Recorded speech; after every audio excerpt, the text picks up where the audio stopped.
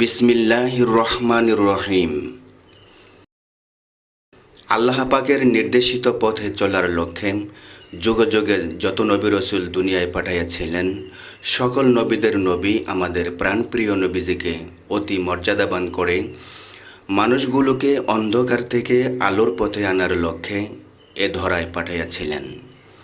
এই লক্ষ্যে রাসূল সাল্লাল্লাহু আলাইহি ওয়াসাল্লাম নবীজির বাল্যজীবনের উপর বয়ান পেশ করছেন।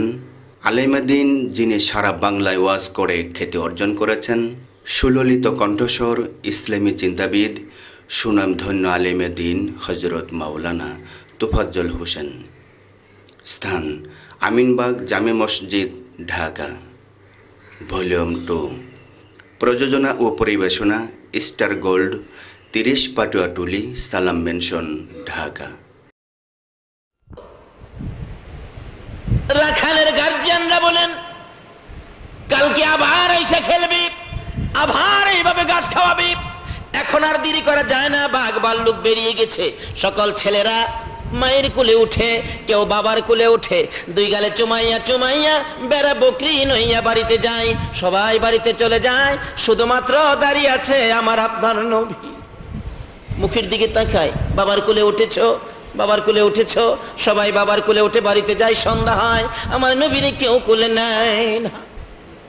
আকাশের দিকে তাকাইয়া ডাকে, মা, আমার বাবা কই? আমার কি মন চায় না বাবার কোলে উঠতে? এইভাবে আমার নবী কতদিন এই বয়সে বাবার জন্য কাঁদছে। আবু জাহেলের জীবনীতে পাওয়া যায়, আবু জাহিল একদিন সন্ধ্যার সময় গোড়া দৌড়ে আসতেছে মক্কা নগরীতে। নবীর বয়স যখন 6, মক্কা নগরীতে আবু জাহেল কোত্থেকে যেন আসতেছে পাহাড়ের নিচ দিয়ে। এমন সময় দেখে বাতিজা মুহাম্মদ কানতে কানতে পাহাড়ের ভিতরে ঢুকতেছে, পিছন দিয়ে ডাকতেছে, রে বাতিজা, যাস না রে, আর একটু সামনে গেলে জংলার বাঘ তোমারে খাবে। কি দুঃখ তোমার? কোথায় যাও? কেন? পিছনে ফিরে জবাব দেন, চাচা গো, আমি যেই দিকে আমার বাবা পাবো গো, যেই জায়গায় আমার বাবার কোলে উঠতে পারবো, আমি সেই জায়গায় রওনা হয়েছি, আমারে বাধা দিয়েন না। আবু জাহেল বলেন, বাবা, তোমার কি বাবা আছে? কই যাইবা? কার কোলে উঠবা? কে তোমারে কোলে নিবে? সামনে গেলে বাঘে খাইবো। আও তাড়াতাড়ি আহো। লম্বা ঘটনা উঠাইয়া পুরার পৃষ্ঠে বসাইয়া বাড়িতে নিয়ে ডাকতেছেন, আমেনা খাও, আমেনা, কি এই তোমার ছেলে গেছিল গা বাঘে খাইতো, আমি না দেখলে কিছুক্ষণ পরে। আমেনা মুস্কি মুস্কি হাসে, আমার ছেলেরে বাঘে খাইবো, এটা আপনি কিভাবে বুঝলেন? ওই বাঘে পাইলে কি খায় না? হগলেরে খাইতে রে, আমার এই ছেলেরে বাঘে খাইতে কষ্টি। ও কেন? আমার এই ছেলে যখন আমার পেটে তাসি বাঁধছে, কত কাণ্ড কারখানা হয়েছে আপনি জানেন? আমি মাটির কুয়ার থেকে পানি উঠাই দেখেছিলাম, বালতি ছাড়ার আগে সাফা পর্বত থেকে কে যেন ডাকতেছে, জিব্রাইল, আমার বন্ধুর মা আমেনা পানি উঠাবে, এত নিচের পানি বন্ধুরে পেটে নিয়ে উঠাইলে কষ্ট হবে। এই জিব্রাইল, বন্ধুর মা আমেনার বালতি নিচে ফালাইবার আগে নিচের পানিগুলি ধাক্কাইয়া উপরে উঠাইয়া দে। বহুত কাণ্ড কারখানা হয়েছে। আপনি কি জানেন? আমার এই পোলারে জংলার বাগে আজকে সেই নবীর উম্মতের বুশে মারি মিয়া।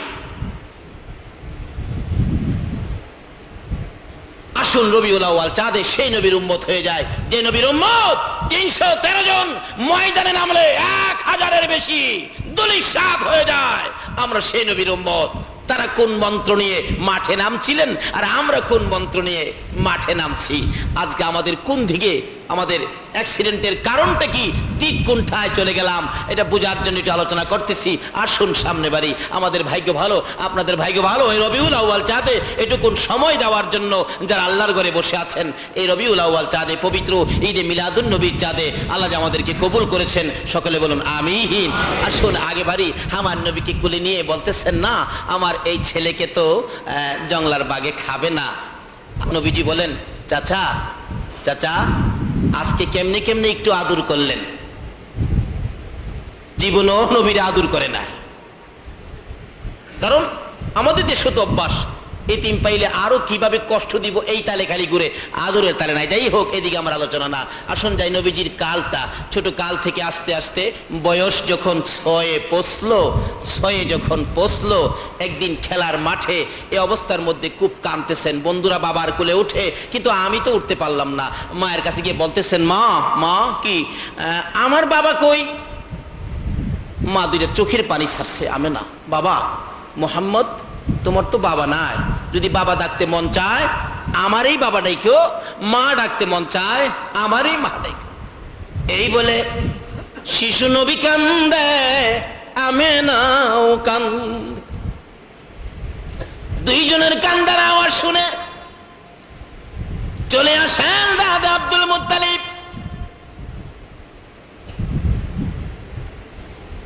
আমেনা, কেন রে এইভাবে সন্তান বুকে লইয়া কান্দ? শ্বশুর আব্বা গো, আপনি একটু সান্ত্বনা দেন, একটু আদর করে দেন, যেহেতু আপনি খুব আদর করতেন। কি আদর করব?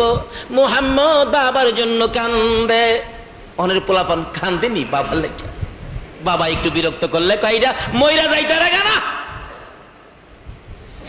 আমার নবী ছোট কাল থেকে কি শিক্ষা দেয়? ও নবীর উম্মতেরা, বাবা কই গো? বাবার জন্য কান্দে। আব্দুল মুত্তালিব বলেন, বৌমা এতই যখন কান্দে আমিও তো সইতে পারি না, একটা কাজ করো। কি কাজ করব? তোমার সাথে আরো কিছু লোক দিয়ে দেই, যাও একটু মদিনায়। আমার পোলা আব্দুল্লাহকে যেই জায়গাটার মধ্যে দাফন করা হয়েছে, আমার নাতি মুহাম্মদকে ওই কবরটা জিয়ারত করে নিয়ে আসো। কবরটা দেখলেও কলিজার মধ্যে কিছু শান্তি লাগতে পারে। যাও বাবার কবরটা দেখাইয়া নিয়ে আসো। নবীজি ছোট কাল, এখন তো পোলাপান কবরে যায় না কেন? ফতোয়া দিয়া থুয়ে দেয়, কবর শিরিক, কবরও যাওন বেদাত, ভাইসাব এরকম কথা মানবেন না। ওই নবীর আদর্শের দিকে যান। ছোট কাল থেকে নবী আমাদের কি শিক্ষা দিয়ে গেলেন? নবীজি রওনা হবেন বাবার কবর জিয়ারতে। বলুন কার কবর জিয়ারতে? 100 বার যাবেন, 1 কোটি বার যাবেন বাবার কবরে, মায়ের কবরে, এমনকি স্ত্রীর কবরেও যাবেন। স্ত্রীর কবরে নবীজি স্ত্রীর কবরেও গেছে। এখন তো বাঙালি চালাক, একটা মইরা গেছে কি এর কবরে যাইতো, একটা মরলে তো আর একটা পাইবো, এটার কথা। এরকম যেন না হয়, নবীর আদর্শে যেন আদর্শিত হতে পারি। আসুন আগে বাড়ি। এবার দয়ার নবী, মায়ার নবী, শিশু নবী মায়ের গলায় ধরে কান্দে 5 জনের কাফেলা করে দিলেন। উম্মে আইমানকে সঙ্গী দিয়ে, আব্দুল মুত্তালিবের একান্ত দাসী উম্মে আইমানকে সঙ্গী দিয়ে 5 জনের কাফেলা করে দিয়ে দিলেন, যাও তোমরা মদিনায় যাইয়া আমার এই আদরের নাতিকে তার বাবার কবরটা দেখায়া দিয়া জিয়ারত করায় আনো। যাইতে যাইতে বহুদিনের রাস্তা, অনেক দূরের রাস্তা, মদিনায় পৌঁছলেন। হাঁটার রাস্তা, হাঁটা ছাড়া উপায় নাই। যাইয়া মা আমেনা বলেন, আমি আমার শিশু সন্তানকে নিয়ে আব্দুল্লাহর কবরের পাশে দাঁড়াইয়া খুব কাঁদতেছি। আর শিশু নবী জিগায়, মা মা এখানে এইভাবে কেন কান্দো? আমেনা জবাব দেন, বাবা তুমি যাকে দেখার জন্য আসছো, যার জন্য কান্দো, যার কোলে উঠতে চাইছো, এখানে তোমার বাবা আব্দুল্লাহ এই জায়গাটার মধ্যে ঘুমিয়েছে। এই বলে পরিচয় করে দিয়ে মায়া মেনা দূরে দাঁড়াইয়া কান্দে।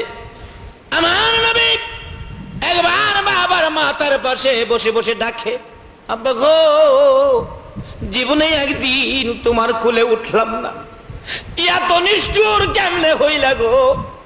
উঠো না, আমারে কুলে লও না। ডান দিকে বসে কান্দে, জবাব নাই। বাম দিকে বসে কান্দে। কিতাব বলেন আব্দুল্লাহ ওই সময় মাটির ভিতর থেকে ডাকে, বাবু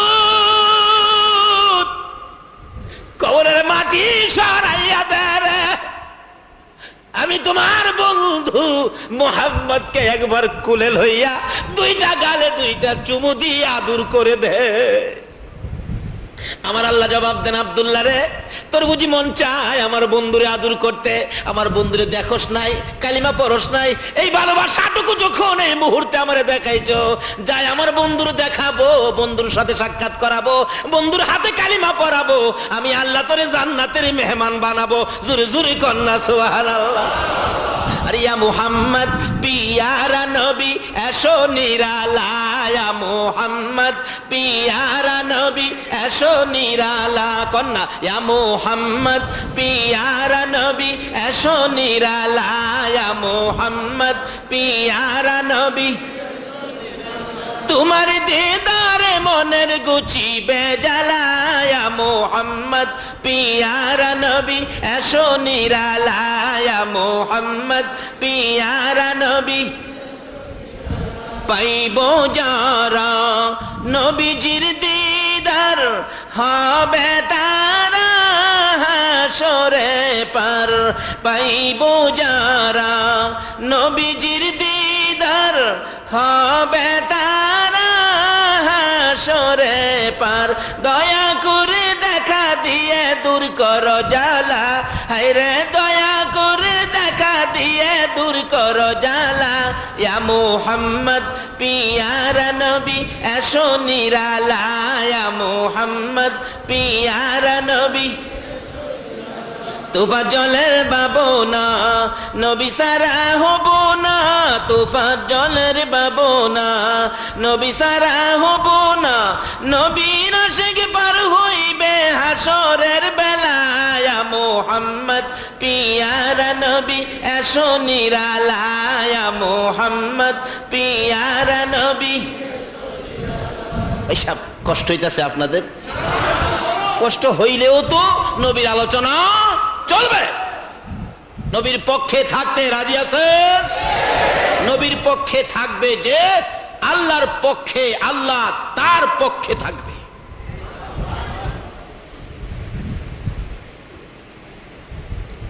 আসুন নবীজি কি শিক্ষা দেয় এই বয়সে এই কালে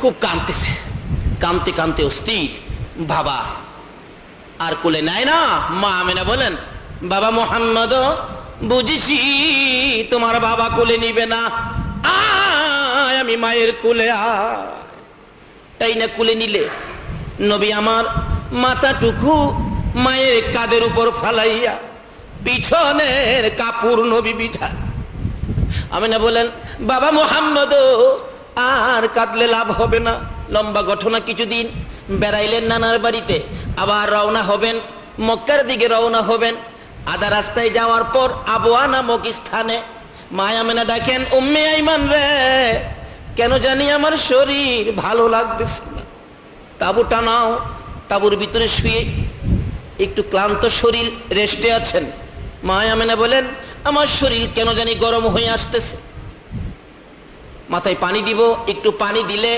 আমেনা কান্দে পানির অভাব এত পানি যদি খরচ করে ফেলো আমার বাবার পানির যদি প্রয়োজন হয় পানি কোত্থেকে পাবে উম্মে আইমান রে না আর পানি খরচ করিস না আমার নবী মাতার কাছে বসে বসে মার দিকে তাকিয়ে আছে মা গো বাবার ব্যথায় কলিজা মানে না তোমার অবস্থা জানি কি হইয়া যায় সঙ্গে সঙ্গে আমার নবীকে টাইনা টাইনা বুকে লাগাইয়া দুই গালে চুমাইয়া চুমাইয়া ডাকতেছে বাবা মুহাম্মদ রে আমার মন বলে আমি বাঁচবো না শিশু নবী মায়ের বুকের উপর পরে পরে কাঁদতেছেন মাগো বাবার ব্যথা লইয়া মক্কায় রওনা হয়েছি রাস্তার মধ্যে মা তুমি যা বলতেছো আমি তো কলিজা মানাইতে পারি না কিছুক্ষণ পর লম্বা ঘটনা মা আঞ্জায় ধরে দুইটা গালে দুইটা চুমু দিয়ে চোখের পানি ছেড়ে ছেড়ে ডাকতেছেন উম্মে আইমান রে আমি যদি না থাকি আমার বাবা মুহাম্মদ রে আদর করিস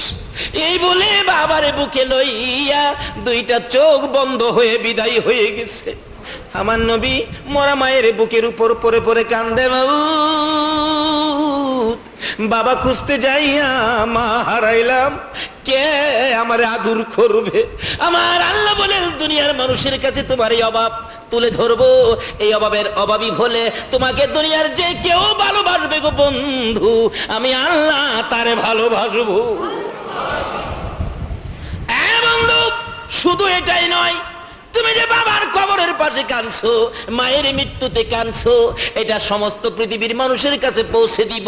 এই বয়সে 6 বছর বয়সে বাবার কবরে কাঁদছো, চোখের পানি ছাড়ছো, মায়ের জন্য কাঁদছো। এইভাবে যদি তোমার কোনো উম্মতেরা বাবার কবরের পাশে মায়ের কবরের পাশে যাইয়া কান্দে, এই চোখের পানিগুলো নাকের আগা ফাঁস করার আগে আগে কথা দিলাম, তোমার চোখের পানির সাথে মিলাইয়া তাদের মা বাবার কবর আযাব আমি বন্ধ করে দিব। নবী ছোট কালে আমাদেরকে কি দিয়ে গেলেন, এগুলি আল্লাহর কাছে পছন্দের। এটা যদি আমরা করি আমরাও একই চিমের বরকত পাবো। কি বলেন? মা কবরে থাকলে মার কবর থেকে আযাব দূর করার আন্দোলন করা আমাদের দরকার আছে কিনা? এটা কি দিয়া করবেন? রাস্তাঘাটে মিছিল করে না, এটা করতে হবে নামাজ পড়ে। নামাজ পড়ে 2টা হাত বাড়ায় কাঁদবেন, মাবুদ গো আমার মারে মাফ করে দাও।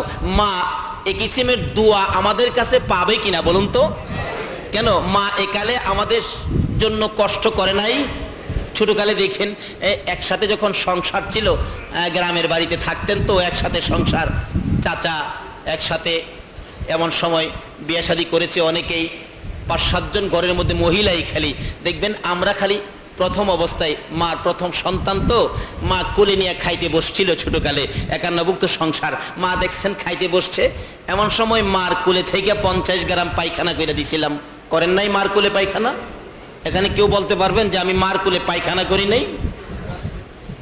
দেখলেন পায়খানার, যেই খালি পায়খানার গন্ধ ছুটছে, চাচি দেখবেন নাকে কাপড় দিয়ে লাইছে, খাওয়া যাবে না, পায়খানার গন্ধ, প্লেট লইয়া এখান তো উইটে গেছে গা। খালাম্মা কই আমি আর কি লেগে আইছিলাম বেড়াইতে, পায়খানার গন্ধ খাইবার লেগে বেরিয়ে গেছে গা। ফুফু আম্মা কই মাইরা লাইছে রে, দাদি কয় সবাই নাকে কাপড় দিয়া ঘর থেকে বাহির হলো, কিন্তু একজন মহিলা নিজের কাপড়টা দিয়া পায়খানাটারে বইলা ফেলাইছে, এক সাইডে রাইখা বাবারে বুকে লইয়া ভাত খাইতেছে, একবারও নাকে কাপড় দিল না। বলুন তো এই মহিলাটাকে? ছোটকালেই মা বাবা কি জিনিস আমার নবী শিক্ষা দিতেছে। আজকে এ নবীর আদর্শ নাই, এ নবীর তরিকা নাই, এ নবীর প্রেম নাই, এই জন্য বিশ্ববাজারে আজকে মুসলমানদের অধঃপতন। কি সুন্দর লাইন আমাদের নবী দিয়ে গেলেন, আমার আল্লাহ দিলেন। কোরআন শরীফ থেকে যা তালাওয়াত করেছি এটা আমার আল্লাহর দেওয়া লাইন, হাদিস শরীফ থেকে যা তালাওয়াত করেছি এটা আমার নবীর দেওয়া লাইন। এই 2টা লাইন ঠিক থাকলে আপনি তো অ্যাক্সিডেন্টে পড়বেন না, তো কোনো দিন না। দেখবেন বাই রোডের যে বিশ্ব রোডগুলো আমরা গাড়ি দিয়ে চলাফেরা করি, বলুন তো বিশ্ব রোডের মধ্যে কোনো কোনো জায়গায় আছে 2টা ভাগ করে দিছে, আছে কিনা? আবার কোনো কোনো জায়গা আছে 2 ভাগ করা সম্ভব নয়, এই জন্য দাগ দিয়া রাখছে, সাদা দাগ দিয়া 2 ভাগ করে বুঝাইলেন, একদিক দিয়া গাড়ি আসবে আরেক দিক দিয়া গাড়ি যাবে। আচ্ছা বলুন তো এই দাগ মাইনা যদি ড্রাইভাররা গাড়ি চালায় কোনোদিন অ্যাক্সিডেন্ট হবে? আচ্ছা এখন কি দাগ মানে? খালি ওভারটেক করে আরেক বেচারার জায়গা দিয়ে যাইতেছে, কুয়াশার মধ্যে ওদিক দিয়ে তার নিজের জায়গা দিয়ে গাড়ি আসতেছে, মুখামুখি সংঘর্ষ, 2টা গাড়ি ভাঙলো, 5 জন প্যাসেঞ্জার মরলো, 3 ঘন্টা রুট জাম লাইগা রইলো। বলুন তো এটার কারণটা কি? দাগ মানে নাই। আজকে বিশ্ববাজারে মুসলমানদের অধঃপতনের কারণ হলো আল্লাহ রাসূলের দেওয়া দাগগুলি আমরা মানি না। একটা দাগ হলো কোরআন, আর একটা দাগ হলো হাদিস।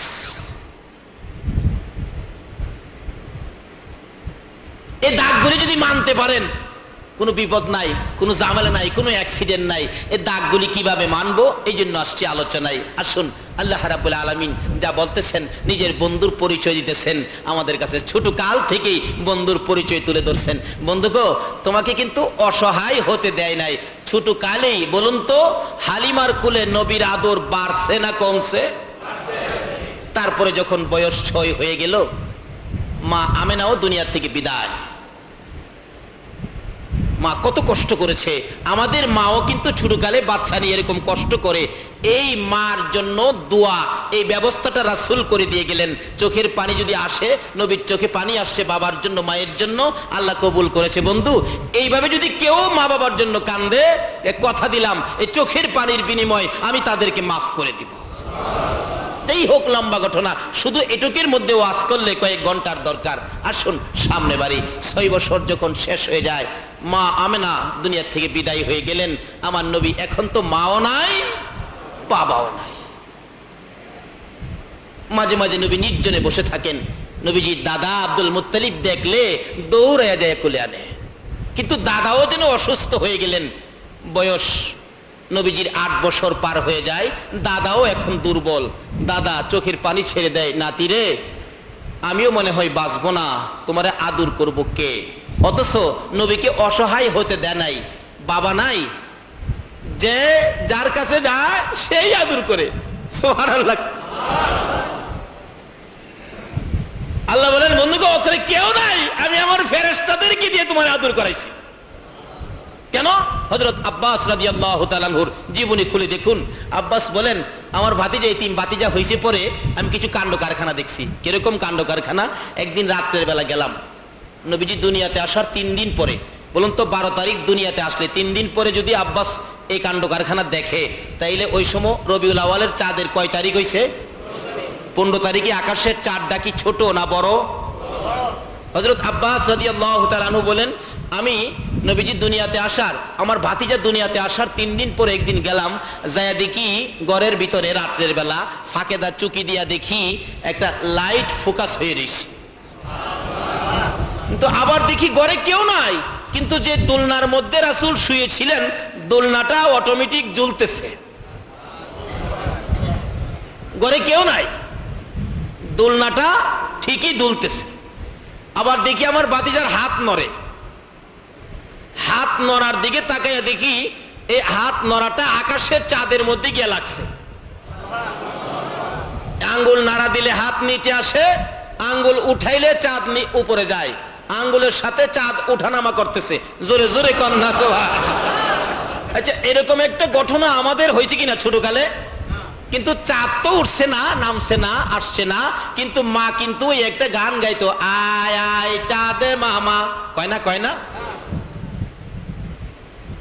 কুকুর চোখে ঘুম দিয়া যায়, একটু গেলাম গুনগুনায় গান গা আর দোলনা জোলা। হযরতে আব্বাস বলেন, যেইভাবে আমাদের সন্তানদেরকে দোলনায় শুয়াইয়া লড়াইয়া লড়াইয়া চাঁদের গান গাইতাম, হযরত আব্বাস বলেন আমি দেখি যাই আমার ভাতিজার দোলনাটা লড়ে, আকাশের চাঁদ উঠা নামা করে। যেদিন কালিমা পড়বে ওই দিন হযরতে আব্বাস বলেছিলেন, ভাতিজা একটা জিনিস জানতে চাই, ওই দিন থেকে আমার অন্তরে তোমার দিকে প্রেম ভালোবাসা গিয়েছে। কি কথা চাচা? ভাতিজা, ও ভাতিজা জানতে চাই, ছোটকালে তোমার দোলনাটা কে লড়াইতো কাউরে দেখি নাই, আকাশের চাঁদ ওঠানামা করতো আঙ্গুল ইশারায়, কারণটা জানতে চাই। আমার নবী 2টা চোখের পানি ছেড়ে ছেড়ে বলেন, চাচা গো, আমার মা আমাকে দোলনায় শোয়াইয়া গেলে, এদেশের মানুষ দোলনায় ধাক্কা দেওয়ার মানুষ আছে গো, আমার দোলনায় ধাক্কা দেওয়ার মানুষ ছিল না, আমার বাবা নাই, আমার দোলনার মধ্যে আমার আল্লাহ রহমতের ফেরেশতা দিয়া দোলাইতো। এদেশের ছোট্ট ছোট্ট ছেলেরা মেয়েরা ছোটকালে যখন বিছানায় শুইয়া কিছু খেলতে চাই, দেখতে চাই, মা বাবা দেখবেন ফুল কিনে বিছানার উপরে চোখের সামনে তুলে ধরে, ধরে কিনা কান, চোখের সামনে ফুল টানায়া রাখে, বাচ্চাগুলো 2 হাতে নাড়াচাড়া করে, চাচা একটা ফুল কিনে দেওয়ার আমার কেউ নাই, সেই জন্যই আমার আল্লাহ আকাশের চাঁদ আমার জন্য ফুল বানাইছে। ছেড়ে দে নৌকা মাঝি যাব মদিনায়, কন্যা ছেড়ে দে নৌকা মাঝি, দিনে রাইতে কান্দে নবী উম্মতের মায়ায়, দিনে রাইতে কান্দে নবী উম্মতের মায়ায়, ছেড়ে দে নৌকা মাঝি যাব মদিনায়, ছেড়ে দে নৌকা মাঝি। নবীর প্রেমে পাগল হইয়া 7 সমুদ্র পাড়ি দিয়া, নবীর প্রেমে পাগল হই 7 সমুদ্র পাড়ি দিয়া, নবীর রওজা জিয়ারতে হব রওয়ানায়, নবীর রওজা জিয়ারতে হব রওয়ানায়, ছেড়ে দে নৌকা মাঝি যাব মদিনায়, ছেড়ে দে নৌকা মাঝি। দিনে রাইতে কান্দে নবী উম্মতের মায়ায়, মায়ায়, দিনে রাইতে কান্দে নবী উম্মতের মায়ায়। ছেড়ে দে নৌকা মাঝি যাব মদিনায়, ছেড়ে দে নৌকা মাঝি। নবীজির দাদা বলতেছেন, নাতিরে কেউ নাই। হযরত আব্বাস বলেন, আমি ছোট কাল থেকেই আমার ভাতিজার কিছু কাণ্ড কারখানা দেখছি, এই দিন থেকেই মনে মনে ভাইবা রাখছি, এটা যদি কোনোদিন কিছু বলে আমি মানবো। যাই হোক, এদিকে আলোচনা না, সংক্ষেপ করে আনতেছি। এবার বলতেছেন, তোমারে আমি তো অসুস্থ, তোমার মাও নাই বাবাও নাই, এখন কার কাছে তোমাকে দিয়ে যাব? সকল ছেলেদেরকে ডাকলেন, ডাইকা বলেন, আমার এতিম, আমার এতিম। কিন্তু এত আদর, এতিম কিন্তু অসহায় না। আল্লাহ বলেন, বন্ধু তুমি যখন পিতাহারা কিন্তু তোমার আদর কমে নাই, তুমি যখন মাতাহারা তারপরও তোমার আদর কমে নাই।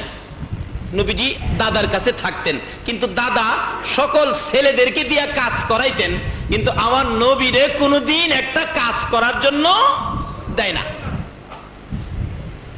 ওই তোরা মহিলা যাই গিয়ে আমার আপত্তি নাই, আমার নাতিরে কাজও নিতে পারবি না।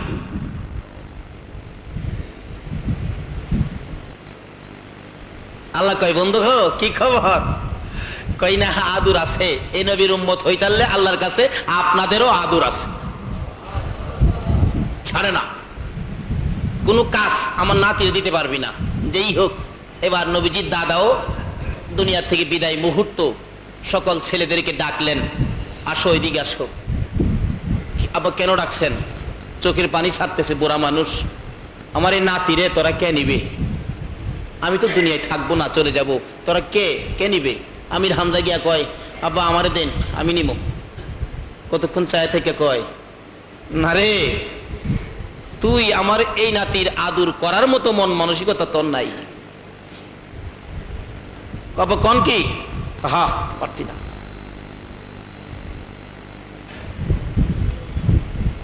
আবুল আহাব আইছে, আব্দুল মুত্তালিব কয়, পারতি না, এমনি যে আই হেরেই কো পারতি না, পারতি না, সব বিদায়। হগলের শেষে নবীজির আপন চাচা আবু তালিব, নবীজির বাবার বড়, এক মার পেটের ছিলেন 4 ভাই। এর মধ্যে খাজা আব্দুল্লাহর বড় ছিলেন আবু তালিব। আবু তালিব এসে কয়, আব্বা হগলের তো বিদায় কইরা দিলেন, আমার জানি ভাগ্যে কি আছে জানি না, আমার কি ভাগ্যে নসিব হবে আপনার নাতিরে লালন পালনের দায়িত্ব নিতে? আব্দুল মুত্তালিব 2টা চোখের পানি জর জর করে ছেড়ে দিয়ে বলেন, বাবা আবু তালিব রে, আয়, অপেক্ষায় ছিলাম কোন সময় তুই হাত বাড়াবি, আমার আদরের নাতি তোর হাতে উঠাইয়া দিব। আব্দুল মুত্তালিব 2টা চোখের পানি ছেড়ে ছেড়ে শিশু নবীকে তুলে দিলেন আবু তালিবের কাছে। আবু তালিব নিয়ে ঘরে ঢুকলেন। অভাবী সংসার চলতেছে বেশ কিছুদিন, কিন্তু অভাবে যখন চাপ মারছে, অনেক সময় অনেকটা মাস অভাব বেশি হয়। যেমন আমাদের দেশে কথা আছে, চৈত্র মাসে বলে অভাব। আসলে অভাব চৈত্র মাসে না, অভাবটা বেশি হয় বৈশাখ মাসে। কি চৈত্র মাসে কিন্তু ঝড় তুফান থাকে না, বৈশাখ মাসে এমনিই তো দাওয়া কাঠি ঠিক মতো উঠে নাই, আবার দেখবেন তুফানে ঘর ভাঙ্গে লাইছে, গাছ ফালাই দিছে, পাও ভাঙ্গে লাইছে, মানুষ মারা গেছে তুফানে। শুনেন নাই? পত্রিকায় দেখেন নাই? আচ্ছা, এগুলি কি চৈত্র মাসে বেশি হয় না বৈশাখ মাসে বেশি হয়? আসলে সমস্যাটা বৈশাখ মাসেই বেশি। যাই হোক, এমন একটা চাপ মারছে আবু তালিবের সংসারে। আবু তালিব একটা মহল্লাবাসী নিয়ে পরামর্শ করতেছেন, দেখো ভাবছিলাম যে আর ব্যবসা বাণিজ্যে যাবো না, অবস্থা খারাপ দেখা যায়, আরেকটা সফর ব্যবসা বাণিজ্যের উদ্দেশ্যে আমাকে দিতে হবে। কে তোমরা যাইবা? আলাও একটা সফর দিয়াই, বুড়াকালে একটা সফর দিয়াই, বুড়াকালে। পরামর্শ করতেছে, কিন্তু এরপরেও কিন্তু সাবধান, আমার বাতিজা যেন না জানে। আল্লাহ কয়, বন্ধু গো, তোমার কষ্ট হইতে দিবে না।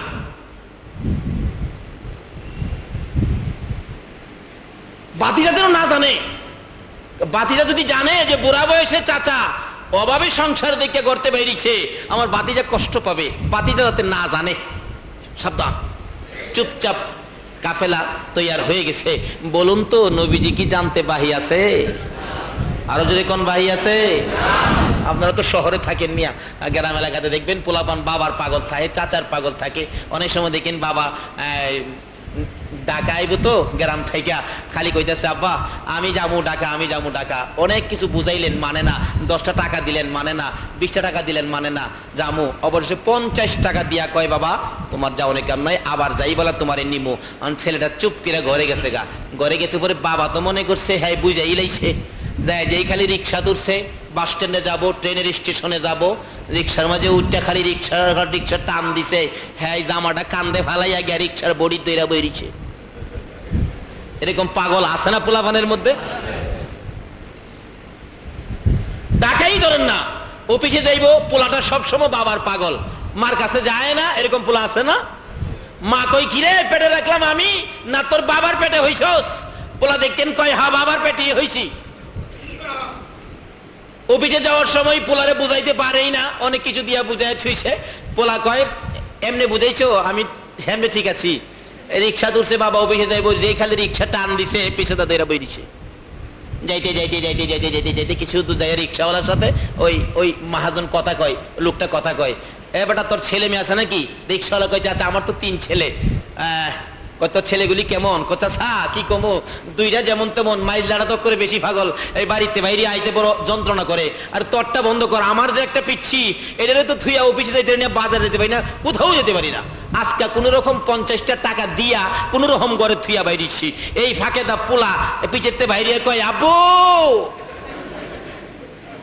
আরে কি কয় আমি আই পড়ছি তো। আসে না পোলাপান এরকম? আমার নবীর বয়স যখন 13, বলুন কত? 13 বয়সের তরুণেরা, ও 13 বয়সের বালকেরা আমার নবীর জীবনে তালাশ করো গো। নবীর একটা আদর্শের মালা যদি গলায় লাগাইতে পারো, তুমি দুজাহানের ধনী হইয়া যাইবা। ওই নবী এই চাঁদের দুনিয়ার জমিনে আগমন করেছে। ডাকেন না এসো মোদের প্রাণের নবী রবিউল আউয়ালে, বলুন এসো মোদের প্রাণের নবী। বিশ্বভুবন হইল সৃজন তোমারই প্রেমের বলে, বিশ্বভুবন হইল সৃজন তোমারই প্রেমের বলে, এসো মোদের প্রাণের নবী রবিউল আউয়ালে, বলুন এসো মোদের প্রাণের নবী। শুনয় রে বাঙালিরা পাইছো মনি মুক্তাহিরা, শুনয় রে বাঙালিরা পাইছো মনি মুক্তাহিরা। সোনার বাংলায় সোনা পাবে নবীজির পাগল হলে, সোনার বাংলায় সোনা পাবে নবীজির পাগল হলে, এসো মোদের প্রাণের নবী রবিউল আউয়ালে, এসো মোদের প্রাণের নবী। আহ কি যে রবিউল আউয়াল চাঁদ, খবর নাই না কত দিবস পালন করে এই দেশের মানুষ। এই দিবস এই দিবস, খালিফা আডার দিবসও আছে, আছে না? কিন্তু যেই চাঁদে নবী দুনিয়াতে আসছে, যেই নবী না আসলে পৃথিবীর কিছু আরশ কুরসি লৌহ কলম সহ কোন মাখলুকাত হতো না। আজকে সেই নবী দুনিয়াতে আসলে এই উপলক্ষে কে কি করেছেন? কোন দিবস নাই, আর দিবসের পাগলও নাই। যদিও কিছু হয় কেউ করে, আবার কেউ টিটকারি করে, অথচ এই দিবস কি বলেন খিলাফ। নবী দুনিয়াতে আসছে খবর পায়া আবু লাহাব বান্দি গিয়া কই চাচা একটা পূর্ণিমার চাঁদ দুনিয়াতে আসছে। কও কি কোথায়? আপনার ভাই যে আব্দুল্লাহ ছিল, আব্দুল্লাহর ছেলে হয়েছে এতিম ছোট্টু, কি সুন্দর পূর্ণিমার চাঁদ, তাই নাকি? আমার ভাই নাই বাতিজা হইছে, খুশির খবরটা দিলি। সবার দিন সকালবেলা ভোরবেলা খবরটা পাইলাম, এই আঙ্গুলটা উঠাইছিল আবু লাহাব, উঠাইয়া বলছিল যাও তোমাকে বহু টাকা দিয়ে খরিদ করে আনছিলাম, কিনা গোলাম তুমি, আজকাল থেকে দাবি নাই, আমার বাতিজার খবরের খুশিতে তোমাকে মুক্ত করে দিলাম, যাও। আমার আল্লাহ কয় আবু লাহাব রে, আমি যার প্রেমের সব বানাইলাম, এই বন্ধুর ভালোবাসায় আঙ্গুল উঠাইলি, এই আঙ্গুলটাই তো আমার কাছে দামি হয়ে গেছে। জোরে জোরে কোন সুবহান। আমি বলবো আজকে যারা নবীর ভালোবাসায় এখানে বসে আছেন, আপনারও আল্লাহর কাছে দামি হয়ে গেছে। কেন? নবীর ভালোবাসায় কিছু করলে আল্লাহ খুশি হয়, রাসূলও খুশি হয়। ইতিহাসের কথা খুলে দেখুন, একজন ইতিহাসবিদ লেখেন, এই ভারতবর্ষের মধ্যে একটা বই লিখেছিলেন, যে বইটার নাম ছিল রঙ্গিলা রাসূল। নাউজুবিল্লাহ কোন না? আমার নবীকে কলঙ্ক করে বই লিখেছে এক যুবক, আপনাদের মতো নবীর আশেক ছিলেন।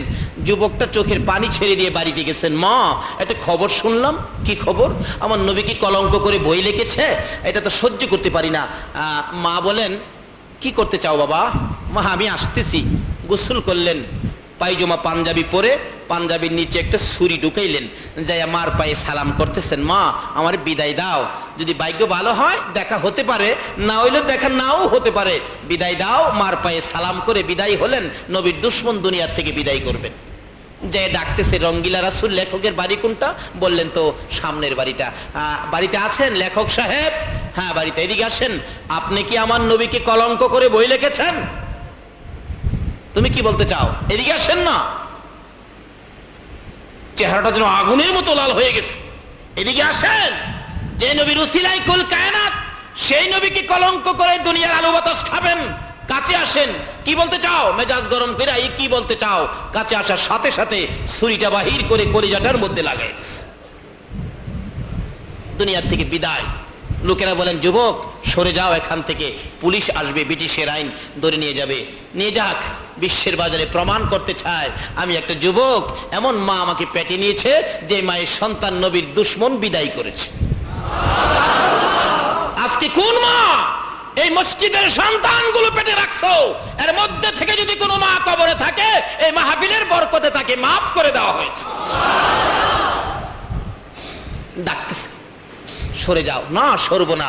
পুলিশ আইসা ধরে নিয়ে গেলেন। বিচার হবে, অনেক লম্বা ঘটনা।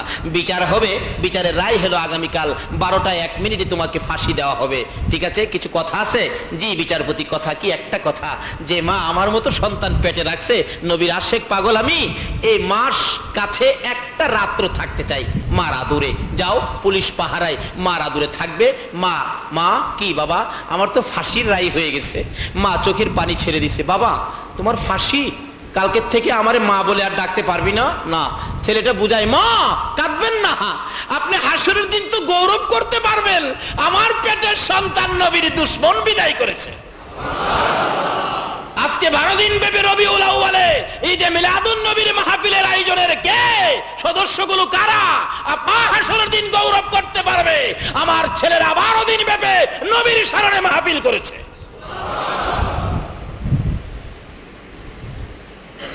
মা কাঁদবা না? আচ্ছা বাবা আসো, বিছানা করেছি, একটা রাত ঘুমাবি, আর আমি তোমাকে মন ভরে দেখবো। মায়ের পাশে ঘুমিয়ে আছে, ঘুমাবে, বিছানায় ডাক দিবে, ঘুমাবে, আর মা দেখবে। ঘুমাও না বাবা, ডাইকা ডাক, আসো কাছে আসো, বিছানা করেছি সুন্দর করে, তুমি বিছানায় ঘুমাও। ডাকতেছে, ও আব্দুর রশিদ আসো ঘুমাও। দৌড়াই আসছে মা ডাক দিলে। বলুন কার ডাক দিলে দৌড়ায় আসতে হবে? আরেকটু জোরে কর না। মা চিনছেননি? যে মার পেটে থাইকা মারে কষ্ট দিছিলাম, ওই মা ডাক দিলে দৌড়ে আসতে হবে। খালি এখানেই না, আল্লাহ আল্লাহ রাসূলের পক্ষ থেকে নির্দেশ আসছে, তোমার মা বাবা বুড়া মানুষ, অসুস্থ, তুমি নামাজে দাঁড়াইছো, মা বাবা যদি তোমাকে ডাক মারে, নামাজ ছাইরা দিয়া মার ডাকে সাড়া দাও। ডাক দিয়েছে মা, আব্দুর রশিদ রে বিছানা করেছি, আয় বিছানার মধ্যে শুয়ে শুয়ে ঘুমাও। আমি মা ঘুমাবো না, সারা রাত তোমার মাথার পাশে বসে বসে আমি জীবনের শেষ দেখা তোমারে দেখব। আয়ো না বাবা, ঘুমাও না। মা ডাক দিলে দৌড়াই আসে, আবার দরজার কিনারে চলে যায়। বাবা আসো ঘুমাও, জীবনে আর কোনোদিন দেখা হবে না, মায়ের সামনে আর কোনোদিন ঘুমাইতে পারবা না, আসো কালকে তোমার ফাঁসি হয়ে যাবে। আবার দৌড়ায় আসছে মায়ের পাশে, আবার চলে যায় গেটে। মা ডাক দেয়, বাবা আব্দুর রশিদ রে, আমি ডাক দিলে দৌড়ায় আসো বিছানার কাছে। আমি মা বলি শোয়ার জন্য, না শুইয়া কেন আবার দরজার কিনারে চলে যাও? আব্দুর রশিদ দুইটা চোখের পানি ছেড়ে ছেড়ে বলেন, মা তুমি ডাক দাও এই বিছানায় শোয়ার জন্য, আমি কেন দৌড়াইয়া দরজার কিনারে চলে যাই? মা গো তাকাইয়া দেখো, দরজার কিনারে দাঁড়াইয়া আমার রাসূল আমারে ডাকতেছে। মা তুমি ডাকো এই বিছানায় শোয়ার জন্য। আবার রাসূল দরজার কিনারে দাঁড়াইয়া ডাকে, আব্দুর রশিদ রে, এই বিছানায় ঘুমাস না, আমার সঙ্গে আয়, কালকে তোর ফাঁসি হবে। আমি রাসূল আইসা গেছি রে আব্দুর রশিদ, ফাঁসির কাষ্টের থেকে তোরে নামানোর সাথে সাথে আমি রাসূল কুলে লইয়া তোরে লইয়া যাইব। এই বিছানায় নয় রে আব্দুর রশিদ, আমি রাসূলের পাশের জান্নাতের বিছানায় তুই ঘুমাবি। এই নবীর ভালোবাসায় আজকে মাহফিলের আয়োজন করেছেন। আমার নবী কত খুশি।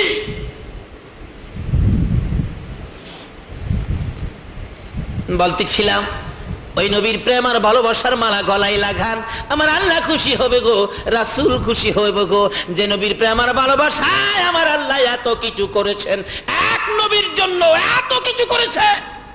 আজকে সে নবীর ভালোবাসায় সময় দেওয়ার ভাগ্য কোন মায়ের সন্তানের হয়েছে, কার হয়েছে? আসুন আগে বাড়ি। ভাই সাহেব, আমি শেষ পর্যায়ে যেতেছি, আপনাদের কষ্ট হইতাছে না তো? তাহলে মহব্বত আর একটু দুরূদ শরীফ পড়ুন। আল্লাহুম্মা সাল্লি আলা সাইয়্যিদ মুহাম্মাদ, আল্লাহুম্মা সাল্লি সাইয়্যিদিনা মুহাম্মাদ, নাবি শাফিয়ানা মাওলানা মুহাম্মাদ, নাবি মাওলানা। দিবানিশি মনেরে আমার আর দিও না যন্ত্রণা, দিবানিশি মনেরে আর দিও না যন্ত্রণা। হায়রে দনে যদি হইতাম দনে যাইতাম সোনার মদিনা, হায়রে দনে যদি হইতাম যাইতাম সোনার মদিনা। আল্লাহ সাল্লি সাইয়্যিদিনা মুহাম্মাদ, আল্লাহুম্মা সাল্লি সাইয়্যিদিনা মুহাম্মাদ, নাবি মাওলানা মুহাম্মাদ, নাবি মাওলানা বালাগাল উলা বিকামালিহি। নাই ব্যবসায়ী যাবেন বুড়া বয়সে, নবীর বয়স জানি কত ছিল? আরো জোরে কোন কত? তাই 13 বছর বয়সের যুবক, তরুণ, বালক, বাল্যকাল আমাদের আছে না, হয়ে গেছে না? এক সময় ছিল কিনা বলুন তো? এই কালটা নবী আমাদেরকে কি দিয়ে গেলেন? এটা যদি আমাদের মধ্যে থাকে, সমাজে মহল্লায় অশান্তি থাকবে না। চাচা, চাচা, কি বাবা আপনার যেন বাপসাপ কেমন লাগে? কোথাও যাবেন নাকি? ওই যে বাচ্চা রিক্সার বড়ির ধরতেছে, কি গান? বাবা তুমি কেমনে টের পাইলা? চাচা আমার বাবা নাই, আপনি আমারে আদর করেন ছেলের মতো, আমিও কিন্তু আপনারে বাবার মর্যাদা দেই। বালক মোহাম্মদ কি বলল চাচাকে? কিসের মর্যাদা দেয়? অন্ত পত্রিকায় পাওয়া যায় চাচার মাথার বাড়িও দেয় মুসলমান। বাতিজার আঘাতে কত চাচা যে বাংলাদেশে মরছে। কিন্তু আমার নবী কি শিক্ষা দিয়ে গেলেন? চাচা আপনি ব্যবসায় যাবেন, এই বুড়া বয়সে কষ্ট হবে না? বাবা কি করব, আমি কষ্ট করতে রাজি, কিন্তু তোমাকে কষ্ট দিতে রাজি না। চাচা যত কথাই কন, আপনার কষ্ট লাঘবের জন্য, কষ্ট কম হওয়ার জন্য আমি আপনার সঙ্গী হব। মুরব্বীদের সাথে যায় কয় পারলাম না তো, বাতিজারে থেকে যাইতে পারলাম না, বাতিজা তো সঙ্গী হয়ে গেল গা। তাওরাত জাবুর ইনজিল কিতাব বলেন আমার নবী সঙ্গী হইয়া ব্যবসার উদ্দেশ্যে মক্কা নগর থেকে যাবেন কাফেলার সঙ্গে হইয়া। এক পাদ্রী তাওরাত জাবুর ইনজিল কিতাবের মধ্যে পেয়েছে 13 বছর বয়সে আখিরি নবী চাচা আবু তালিবের সঙ্গী হইয়া এই পথ দিয়ে ব্যবসার উদ্দেশ্যে যাবে। তাওরাত জাবুর ইনজিল কিতাবে খবর দিচ্ছে। তাওরাত জাবুর ইনজিল কিতাব দুনিয়াতে আইছে নবী আসার আগে না পরে? আগে নি।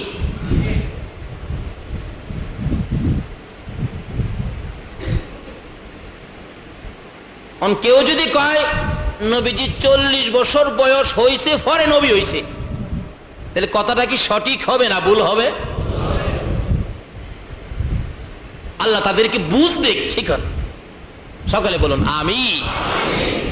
আখিরি নবী 13 বছর বয়সে, তাওরাত জাবুর ইনজিল কিতাবে লেখা আখিরি নবী 13 বছর বয়সে চাচা আবু তালিবের সঙ্গী হইয়া এই কাফেলার সাথে ব্যবসার উদ্দেশ্যে এই পথে আসবেন।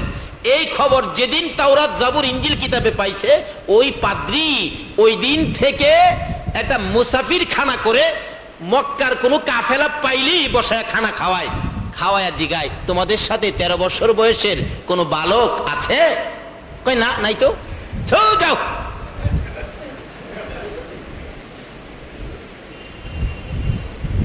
কাফেলা দেখলেই খবর দেয় নিয়ে আসো, মুসাফির খানায় ঢুকাও। ঢুকাইছে, খানা খাওয়াও। খানা খাওয়াইয়া উনি যায়, পাদ্রী যায়, হুজুর মানুষ তো, পিসাব মানুষ, মুরব্বী মানুষ যায়, যে জিগায় তোমরা কি মক্কার কাফেলা? বলে হ্যাঁ। খানা খাইছো? খাইছি। তোমাদের সাথে 13 বছর বয়সের কোনো বালক আছে? না, নাই তো। এই যে খাউন খাওয়াইতেছে, সই সম্পত্তি শেষ, কিন্তু যার খুঁজে আয়োজন তারে তো আর পায় না। পাদ্রী কি পাগল, আর উম্মত হইয়া পাগল হইলাম। শেষ বয়স, সম্পত্তি শেষ, শেষ মুহূর্ত, ডাকতেছে হাইরে মনের আশা কি পুরা হবে না? এমনি সময় দেখে একটা কাফেলা আইসা বাড়ির সামনে ক্লান্ত হইয়া গাছের নিচে বসছে। সবাই গাছের নিচে বসছে, ময় মুরব্বীরা। কিন্তু আমার নবীর আদর্শ দেখেন, বালক বয়স, তরুণ বয়স। নবীজি মুরব্বীদের কাছে বসে না কেন? না, মুরব্বীদের সাথে আমি কিভাবে বসবো, আমি তো বালক মানুষ। কিতাবে আসছে নবীজি একটু দূরে যায়া একটা মরা গাছের নিচে বসছে। কোন গাছ? আচ্ছা, গাছ যাতাই হোক আর মরা হোক, মরা গাছ হইলো এই নবীরে চিনি নিও। কথাটা যেমন বুঝাইতে পারলাম না? মরা গাছেও আমরা নবীরে চিনি কিনা? লন্না মদিনায় যায়, মসজিদের নববীতে একটা মরা খেজুরের গাছ কাইটিয়া মিম্বরের পিছনে, নবীজি যেই মিম্বর দাঁড়ায় খুতবা দিতেন, মিম্বরের পিছনে মরা খেজুরের গাছটা কাইটা লাগাইয়া এটার মধ্যে হেলান দিয়া খুতবা পড়তেন। যেদিন মিম্বর পাকা হয়ে গেছে ওই দিন খেজুরের গাছ উঠাইয়া বাহিরে ফালাইয়া দিছে।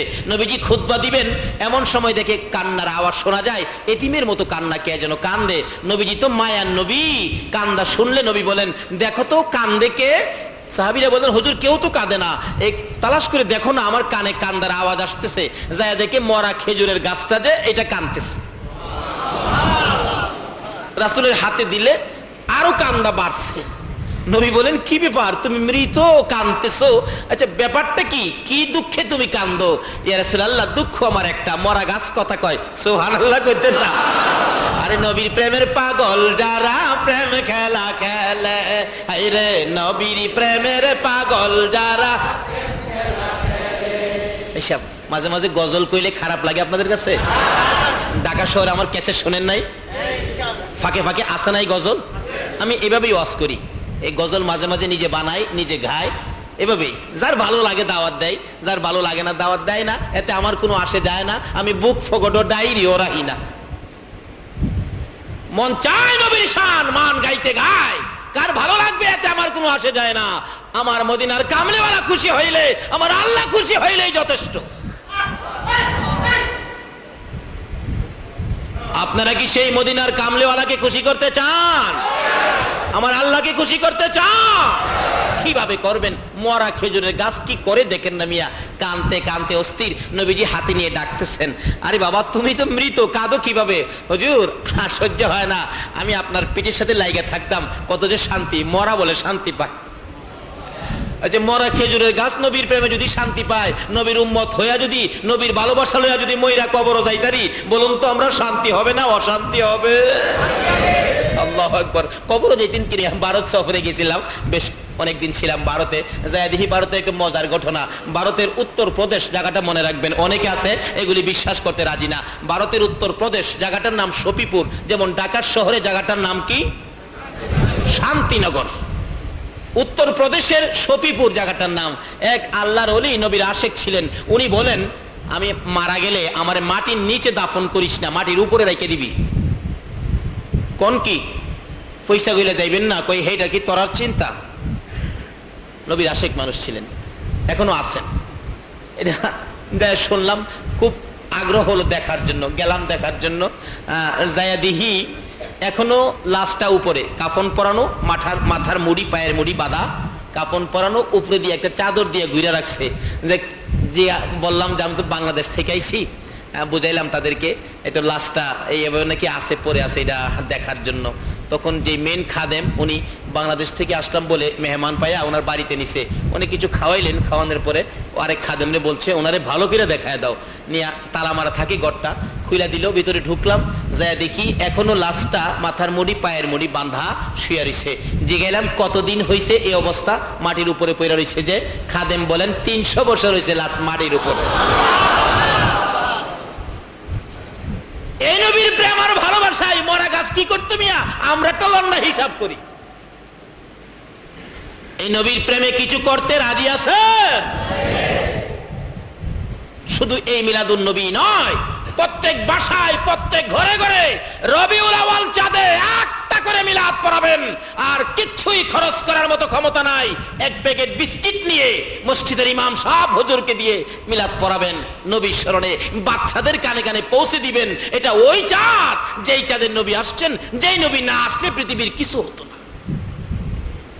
হযরত আবু বকর সিদ্দিক বলেন রবিউল আউয়াল চাঁদে নবীর স্মরণে, নবীর আগমনের তারিখ, নবীর আগমনের মাসে, নবীর মহব্বতে 1 দিরহাম পরিমাণ টাকা খরচ করে যদি কেউ ঈদে মিলাদুন নবী উদযাপন করে, অর্থাৎ নবীর পয়দাইশের আলোচনা খুশির সহিত আলোচনা শুনে করে, তাহলে তাকে না নিয়ে আমি আবু বকর বেহেশতে পাও দিব না। বলবেন হুজুর আবু বকর যে বেহেশতে যাবে এটার বা নিশ্চয়তা কি? প্রশ্ন আসতে পারে। আবু বকর বেহেশতে যাবে নিশ্চয়তা আছে। আমার নবী একদিন এইভাবে আলোচনা করতেছেন, সাহাবীরা বসে আছে, হাদিস শরীফের ঘটনা। জিবরাইল এসে বলেন ইয়া রাসূলুল্লাহ, আপনার এই সাহাবীদের মধ্যে একজন সাহাবীকে জান্নাতে নেওয়ার জন্য 8টা জান্নাত আন্দোলন করতেছে, হেলা কই হেলা নিব, হেলা কই হেলা নিব, এটা লইয়া ঝগড়া হইতেছে। হুজুর আপনার উম্মতের নিবার লাগিয়া, একজনের লাগিয়া 8টা পাগল হইব ইসে। রাসূল কই কও কি? অন্য নবী রাসূলের উম্মতেরা বেহেশতের লাগি পাগল, আর আমার কয়জন? নবীজি মুস্কি হাসে, যাবের রে, আমি নবী না হইলে কিছু হইতো না, আমি সেই নবী, চিন্তা করিস না, আজাই হুজুর একজন তো, আরে আজাই, চিন্তা করিস না। আল্লাহ যেন কবুল করেন, সকলেই দোয়ায় শরীক হন। আল্লাহুম্মা আমিন। রব্বানা যালামনা আনফুসানা ওয়া ইল্লাম তাগফির লানা ওয়া তারহামনা লানাকুনান্না মিনাল খাসিরিন। রব্বিরহামহুমা কামা রব্বায়ানি সগীরা। রব্বুল আলামিন জান্নাতের বাগানে বসে জান্নাতি মেহমান লইয়া আমি গুনাহগার তোমার শাহী দরবারে হাত বাড়াইছি। মাবুদ, আব্দুল গফুর রহমতুল্লাহ আলাইহির স্মরণে ইসলামী সুন্নি মহাসম্মিলনে আমরা যারা হাত বাড়াইছি, আমাদের তামাম জিন্দিগির গুনাহগুলো ক্ষমা করে দাও। মাবুদ গো, ক্ষমা যদি না করো গো আল্লাহ, এই গুনাহ লইয়া যদি কবরে ঢুকি, গজব কবরের আযাব আমরা কেমনে সইব? সাপ বিচ্ছুর কামড় আমরা সইতে পারবো না।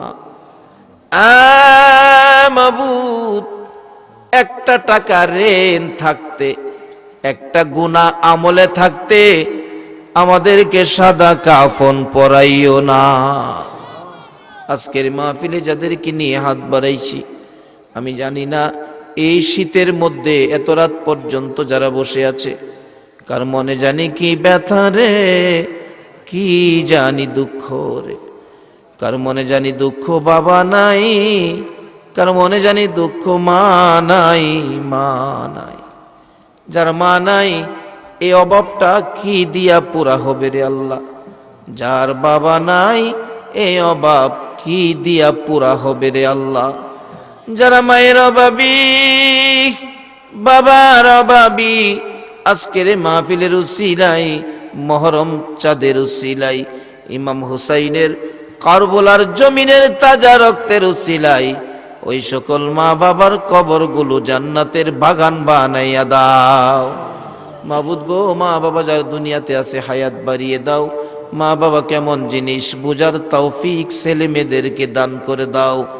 ইয়া আল্লাহ, দাদা দাদি, নানা নানি, শ্বশুর শাশুড়ি, আলিয়া আউলাদ, বংশধর্মই মুরব্বী, পাড়া প্রতিবেশী, খানদানবাসী, মহব্বতী যারা কবরে, মাহফিলের উসিলাই সকলের কবর জান্নাতের বাগান বানাইয়া দাও।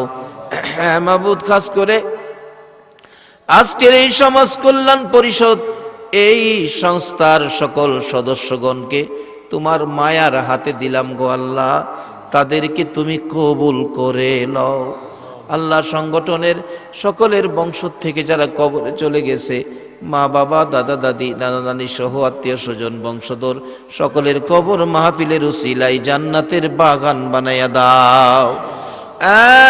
মাবুদ, এই সংগঠন কর্তৃক আয়োজিত এই মাহফিল তোমার কুদরতি হাতে দিয়ে গেলাম। কিয়ামত পর্যন্ত এই মাহফিল তুমি কায়েম রাখো গো আল্লাহ। মাহফিলের উসিলাই কাল কিয়ামতে নবীর গুদারায় উঠাইয়া ফুলচিরাতের ফুল পার করে দিও গো আল্লাহ। ইয়া আল্লাহ, খাস করে আমাদের মধ্যে যারা অভাবী, অভাব দূর করে দাও। যারা বিমারি, বিমার শেফা করে দাও। যারা অভাবী, অভাব দূর করে দাও। যারা ব্যবসা করে ব্যবসায় বরকত দাও। যারা চাকরি করে পদোন্নতি দান করে দাও। যারা গৃহস্থী করে করবে জমির ফসলে বরকত দিয়ে দাও। যারা বিদেশ থাকে, অনেকে বিপদে আছে, সকল বিদেশি ভাইদেরকে বিপদ মুক্ত করে নেক হায়াত বাড়াইয়া দাও। রুজি রোজগারে বরকত লাগাইয়া দাও। রোজগার শেষে দেশের ছেলে দেশে ফিরাইয়া দিও গো আল্লাহ। মাবুদ, যারা লেখাপড়া করে লেখাপড়ায় বরকত দাও। যারা পরীক্ষা দিতেছে দিবে কামিয়াবি দান করে দাও। খাস করে আমরা যারা হাত বাড়াইছি, আমরা সকলকে একদিন দয়ার নবীরে স্বপ্নে দেখাইয়া দিও গো আল্লাহ। নবীজিকে স্বপ্নে না দেখাইয়া এই মাহফিলের কাউকে তুমি সাদা কাফনের প্যাকেটে ঢুকাইও না মাবুদ। যারা এই মাহফিলের সাহায্য সহযোগিতা করেছে, বুদ্ধি পরামর্শ দিয়েছে, টাকা দিয়েছে, গরু দিয়েছে, চাউল দিয়েছে, সকলকে তুমি নেক হায়াত বাড়াইয়া দাও। রুজি রোজগারে বরকত লাগাইয়া দাও। হায়াত যদি না বাড়াও গো, তোমার নবীর গোলামীর মাহফিল কেমনে করব গো আল্লাহ। মাবুদ, এই মাহফিলের উসিলাই সবাইকে তুমি কবুল করে লও। ইয়া আল্লাহ, সিন্নি বিতরণ হবে, সারা রাত মাহফিল চলবে। যা আলোচনা হয়েছে, আরো যা আলোচনা হবে, আমাকে সহ সকলকে তুমি আমল করার তৌফিক দাও। ওয়া সাল্লাল্লাহু তাআলা আলা খায়রি খালকিহি মুহাম্মাদিন ওয়া আলা আলিহি ওয়া আসহাবিহি আজমাইন বিহাক্কি লা ইলাহা ইল্লাল্লাহু মুহাম্মাদুর রাসূল।